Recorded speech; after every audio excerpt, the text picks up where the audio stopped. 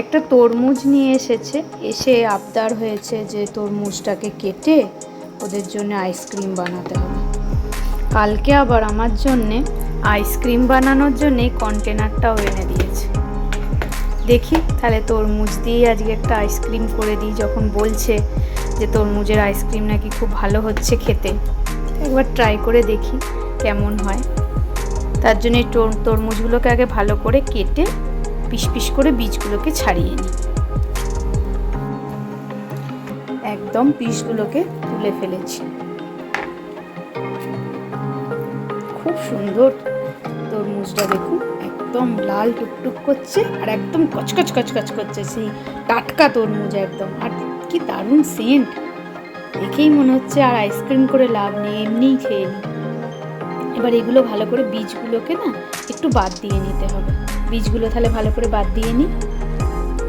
আমি বীজগুলোকে একবারে ছাড়াচ্ছি আর মিক্সি বোলের মধ্যে ভরে নিচ্ছি, যাতে একবারে কাজটা হয়ে যায়।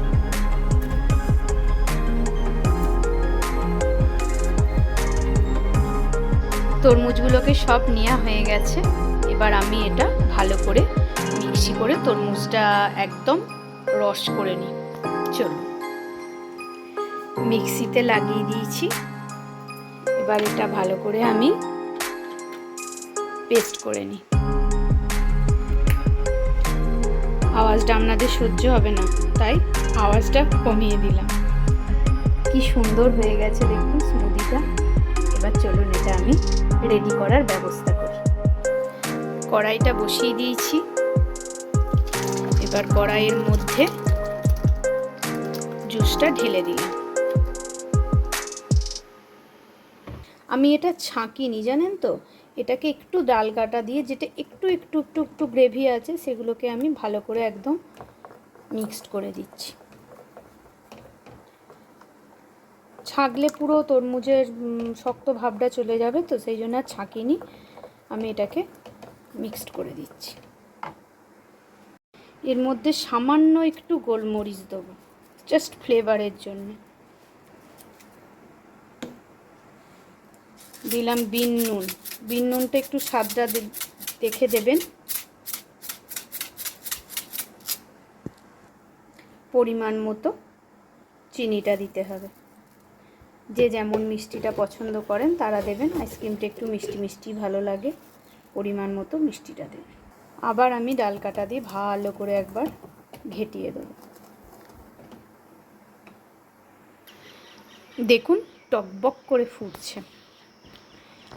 জানি না কেমন হবে, প্রথমবার করছি, দেখা যাক কেমন হয়। যারা যারা আমার চ্যানেলটা নতুন দেখছেন একটু সাবস্ক্রাইব করে দেবেন, আর যারা ফেসবুক থেকে দেখছেন একটু ফলো করে দেবেন। আর যদি কিছু অ্যাডভাইস থাকে অবশ্যই কিন্তু জানাবেন, তাহলে আমারও খুব উপকার হয়। এবার এটা আমি একটু ঠান্ডা করতে দেব, তারপর মধ্যে আরেকটা ফ্লেভার ইউজ করে আমি এগুলো কন্টেনারে ভরবো। চলুন তাহলে এটা একটু ঠান্ডা করতে দিয়ে দিই। আর একটা যে ফ্লেভারটা দেবো বলেছিলাম সেটা হচ্ছে আমাদের বাড়ির গাছের কাগজি লেবু, এগুলো গন্ধরাজ লেবু। এই লেবুর একটু রস, এর থেকেও লেবুটা বড় হয় জানেন। আর বাড়িতে একটু আইসক্রিমটা তৈরি করলে কি হয়, বাচ্চারা তো এখন বাইরে বেরোলে আইসক্রিম খাবো করছে, তাই বাড়িতে একটু তৈরি করলে নিজস্ব জিনিস দিয়ে তৈরি করা যায়। আর বাইরে খাওয়া মানেই তো এর মধ্যে লালের বদলে তরমুজের ফ্লেভারওয়ালা ফুড কালার মিশিয়ে দেবে। বলুন, যতটা একটু ন্যাচারাল খাওয়ানো যায় তারই চেষ্টা মাত্র। এটা ঠান্ডা হয়ে যাবার পর আমি এর মধ্যে লেবু রসটা দেবো। আর এই সময় একটু নুন মিষ্টিটা একবার দেখে নেবেন, তাহলে আর কোনো অসুবিধা থাকবে না। চলুন তাহলে আমি লেবুটা কেটে ফেলি, কেটে লেবু রসটা এর মধ্যে মিশিয়ে দিই। আমি এই পিসটার লেবু রসটা এর মধ্যে অ্যাড করছি।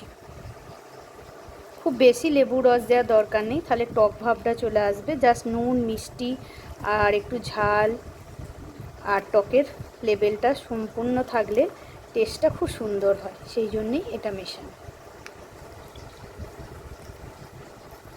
ভালো করে লেবু রসটা নিগড়ে আমি এর মধ্যে মিশিয়ে দিয়েছি। ভালো করে হাতায় করে এবার আমি এটা মিক্সড করে নেব। এবার হাতায় করে তুলে তুলে এর মধ্যে আমি আস্তে আস্তে করে অ্যাড করে দেব। দেখুন আন্দাজটা আমার একদম ঠিক হয়েছে।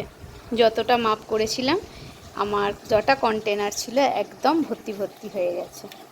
এবার আমি একটা একটা করে ঢাকনাগুলো এর মধ্যে এঁটে দেব।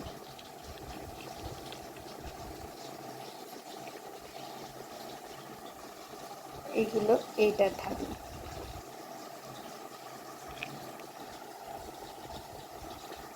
আর ঢাকনার মধ্যে একদম কাঠি অ্যাড করা রেডি আমার একদম। এবার আমি এগুলো ডিপ ফ্রিজে দিয়ে দিই। ডিপ ফ্রিজের মধ্যে দিয়ে দিয়েছি, থাকুক এখন মিনিমাম 7-8 ঘন্টা।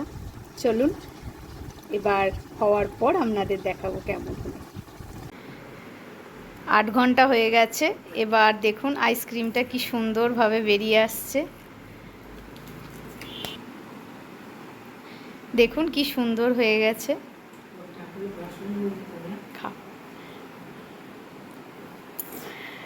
কেমন হয়েছে?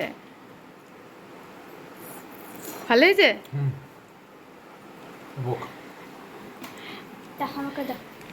মামবুড়ি তো খাওয়ার জন্য সকাল থেকেই ব্যস্ত হয়ে গেছে।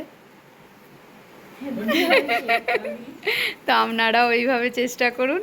আর আজকে ভোটের দিনে বেশ ভালোই লাগলো তরমুজের আইসক্রিম। আমার চ্যানেলটা যাদের ভালো লাগলো তারা অবশ্যই সাবস্ক্রাইব করে দেবেন আর লাইক কমেন্ট শেয়ার করতে ভুলবেন না। বাই।